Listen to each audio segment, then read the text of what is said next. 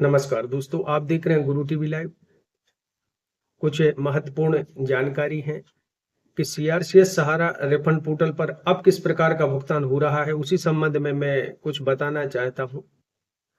जैसा कि सभी को पता है कि 18 जुलाई 2023 को है जो सीआरसीएस सहारा रिफंड पोर्टल बना था और वैध बकाया निवेशकों की भुगतान हेतु यह विशेष रूप से पोर्टल है जो बनाया गया था।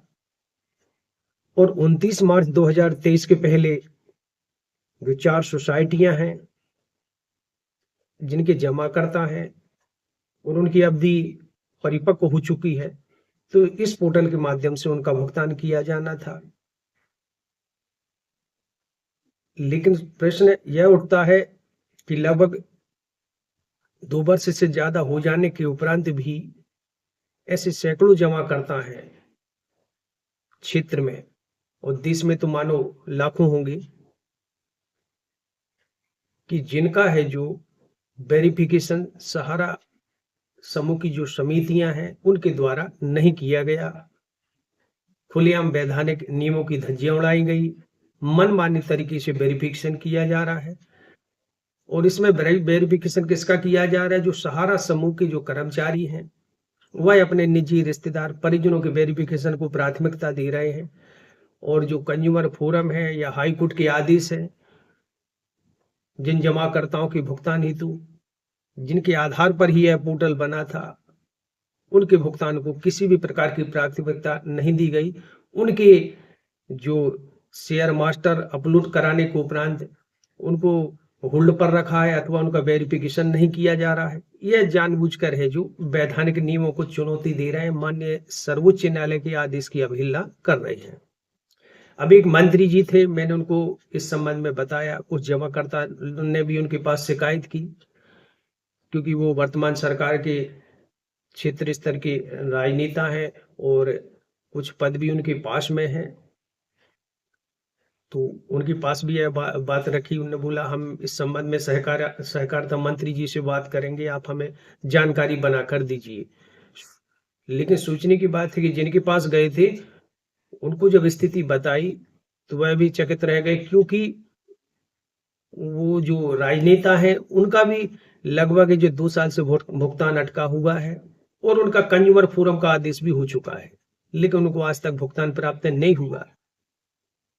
तब मैंने उनसे बताया कि देख लो, ये इस तरह से है जो पोर्टल पर भेदभाव किया जा रहा है।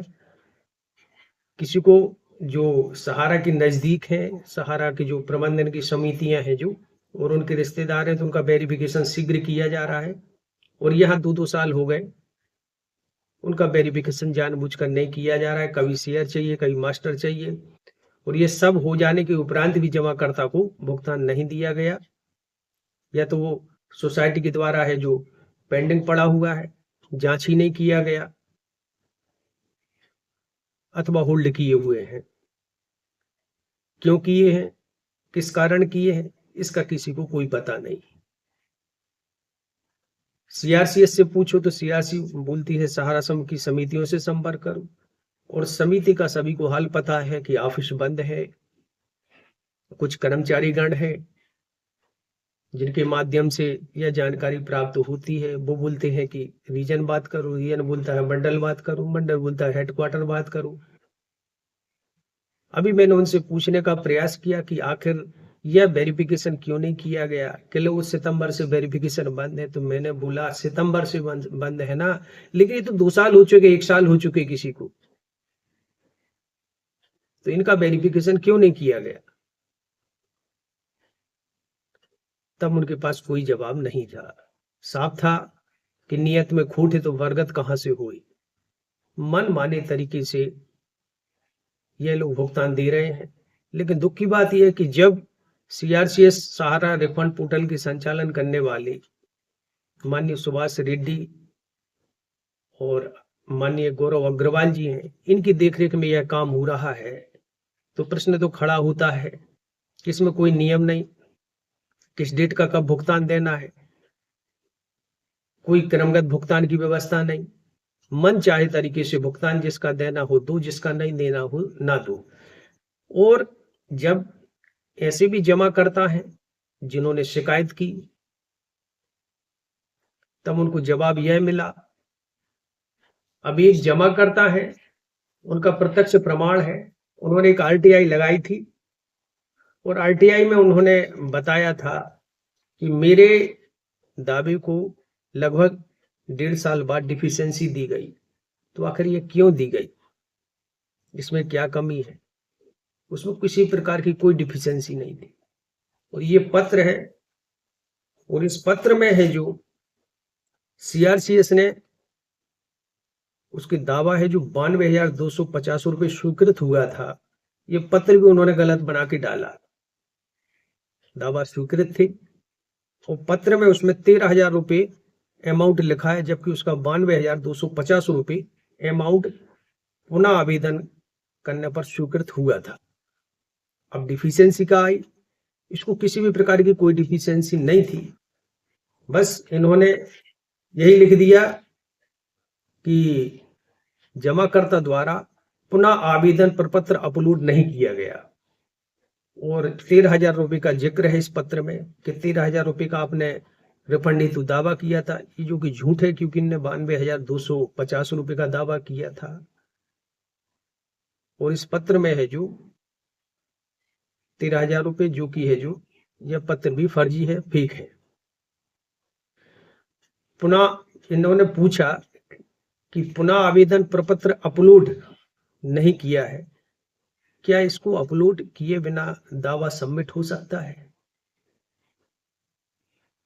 जो भी इस पोर्टल पर काम कर रहे हैं उन सभी को पता है कि जब तक हम दावा प्रपत्र अपलोड नहीं करेंगे तब तक उस पर है जो पुनः आवेदन का कार्य पूर्ण नहीं होता, पावती है जो जनरेट नहीं होती, ये सभी को पता है। और इसमें आप देख भी सकते हैं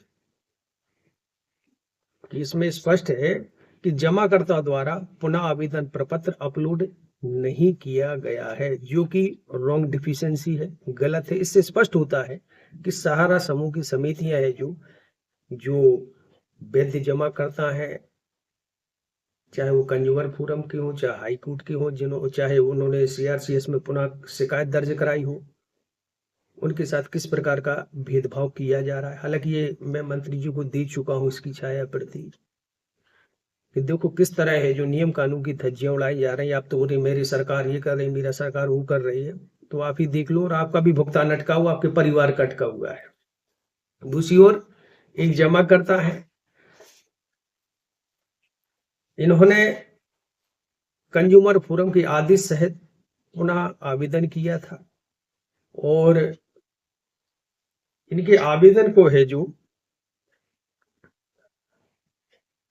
19/10/2024 में किया था। किसी भी प्रकार की कोई त्रुटि नहीं है।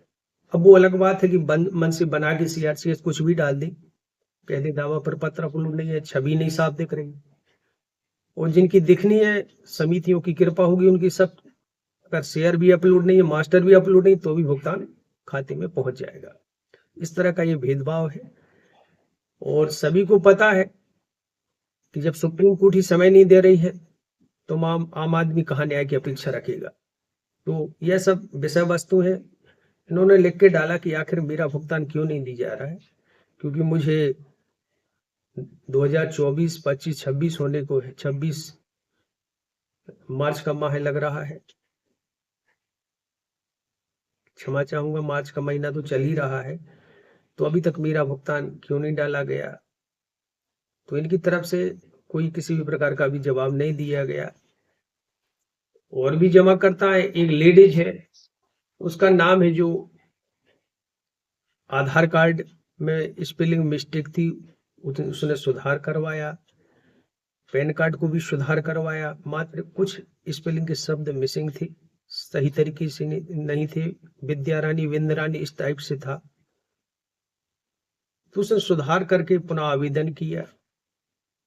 और जब आवेदन करने के उपरांत पुनः उसको डिफिशियंसी दी गई कि आपके द्वारा जो सरकारी आईडी लगाई गई है वह है जो मैच नहीं खाती। गलती किसकी? पोर्टल पर है जो नाम अपडेट ना होना, लेकिन सजा किसको मिल रही? जमाकर्ता को। जबकि और इसी के साथ में एक दूसरे क्षेत्र के जमाकर्ता थे, सागर के थे, उन्होंने कराया तो उस पोर्टल पर नाम भी चेंज हो गया और उसने बताया कि उसका पैसा भी आया है।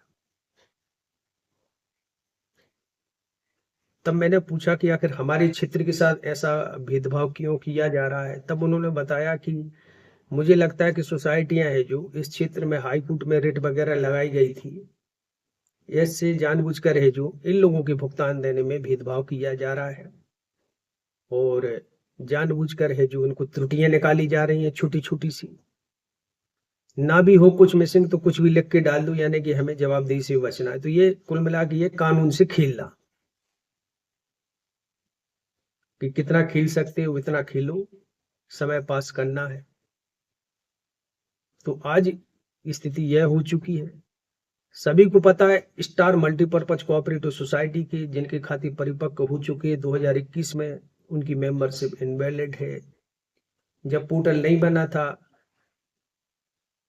तब 2020 में हजारों की तादाद में जमाकर्ताओं द्वारा शिकायत की गई, लेकिन सोचने की बात है कि उनकी मेंबरशिप इनवैलिड है। इससे पता चलता है कि किस तरह की सोसाइटियां हैं जो मनमाने तरीके से वेरिफिकेशन कर रही हैं। जिसको देना हो दो और नहीं देना हो तो नहीं दो, कोई आगे आने को तैयार नहीं, सैलरी को छोड़कर, बस सैलरी चाहिए। सीआरसीएस का कहना है कि हमारे पास जो आएगा अप्रूव होकर तो हम उसका भुगतान डालेंगे, और सीआरसीएस का प्राय यही जवाब रहता है कि आप सहारा समूह की समिति से संपर्क करें। कुल मिला के आपका भुगतान सहारा समिति के माध्यम जब तक वो वेरिफिकेशन नहीं करेंगे तब तक संभव नहीं है। यानी कि कहते हैं कान यहां से पकड़ो या वहां से, मूलधन में मिल रहा है, लेकिन इन लोगों को हम कुछ शब्द ऐसे हैं कि मैं इस वीडियो पर नहीं बोल सकता, इन लोगों को क्या कहें कि मूलधन भी देने में इन लोगों की नीयत ठीक नहीं है। ये अपने रिश्तेदार भाई भतीजे इन लोगों को है जो वेरिफिकेशन करा रहे हैं और उनका भुगतान भी जल्दी से जल्दी डाल अकाउंट में है जो आ जाता है। बाकी जमा करते इक्का दुक्का कुछ फॉर्मेलिटी के लिए भली डाल देती कि ताकि किसी प्रकार की शिकायत ना हो, लेकिन इसमें मुख्य रूप से दोषी सहारा समूह की सहकारी समितियां हैं जिनके द्वारा यह कार्य किया जा रहा है। और जब तक सहारा समूह की सहकारी समितियां यह नहीं बोलेंगी कि हाँ यह मेरा जमा करता है या मेरा पासबुक है या सर्टिफिकेट है, तब तक ये वेरिफिकेशन जब तक करके नहीं देंगे आपका भुगतान आपको नहीं मिल सकता। इसलिए ये तो बात क्लियर हो चुकी है। मैंने बहुत से एविडेंस, कम से कम मेरे पास 500 से ज्यादा एविडेंस हैं जिसमें मैं प्रूव कर सकता हूँ। मैंने बहुत सी जगह की, चाहे सागर के, बीना, भोपाल, आगरा, ग्वालियर, जबलपुर और उत्तर प्रदेश की भी कुछ जमाकर्ताओं के ग्रुप के माध्यम से जानकारी एकत्रित की है। और खुलेआम है जो नियम कानून की धज्जियां हैं जो सीआरसीएस सहारा रिफंड पोर्टल की, चाहे वो टीम हो, चाहे सहारा समूह की सहकारी समिति में, दोनों मिले हुए हों, उनके माध्यम से खुलेआम किया जा रहा है। और इससे स्पष्ट होता है कि इसमें पारदर्शिता का अभाव है। कोई क्रमगत नहीं, किसने कब आवेदन किया, कोई नियम नहीं, कोई कानून नहीं। और बनावटी डिफिशियंसी में भी, इसमें भी यही बता देता हूं, क्योंकि हर चीज का एक समय होता है, इंतजार कर रहे हैं। लेकिन इसमें मैंने बहुत से जमाकर्ताओं की ऐसी देखी है कि जिनकी डिफिशियंसी कुछ है ही नहीं, तब भी उनको है जो डिफिशियंसी यही दी जाती है, पुनः अपलोड करो। कुछ नहीं, कुछ लिखा ही नहीं है क्या डिफिशियंसी। और इससे आप स्वयं देख सकते हैं कि अभी 2 मैंने प्रूफ बताए कि मैं दावा पर पत्र अपलोड नहीं किया गया, जबकि उसके बिना है जो पुनः आवेदन प्रक्रिया संभव हो ही नहीं सकती। दूसरे के नाम अपडेट नहीं, तो इसमें किसकी, पोर्टल की गलती है।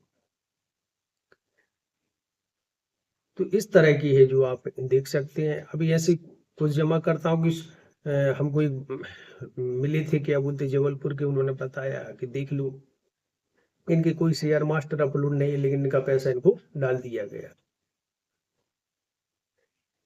अब ये जानते हैं कि जिसके शेयर मास्टर अपलोड हो चुके हैं उनको पैसा देना पड़ेगा, तो इसके लिए कुछ ना कुछ त्रुटि निकाल कर इनका है जो भुगतान रोका जाए। तो इस प्रकार का षड्यंत्र इस पोर्टल के माध्यम से किया जा रहा है, प्रमाणित साक्ष्य है। ये कुछ जानकारियां थी जो भारतीय जनता पार्टी के हमारे सक्रिय क्या बोलते हैं, कार्यकर्ता हैं, नेता भी हैं क्षेत्रीय स्तर के, तो उनको मैंने संपूर्ण जानकारी भी दी है कि ये सहकारिता मंत्री जी तक पहुंचा है कि किस तरह का भेदभाव इस पोर्टल के माध्यम से किया जा रहा है। अब उनकी तरफ से क्या जवाब मिलता है, वो दिल्ली कब जा रहे हैं या किस प्रकार उस समस्या को रखने वाले हैं, जो भी जानकारी होगी मैं आपको अवगत कराने का प्रयास करूंगा। जय हिंद, जय भारत।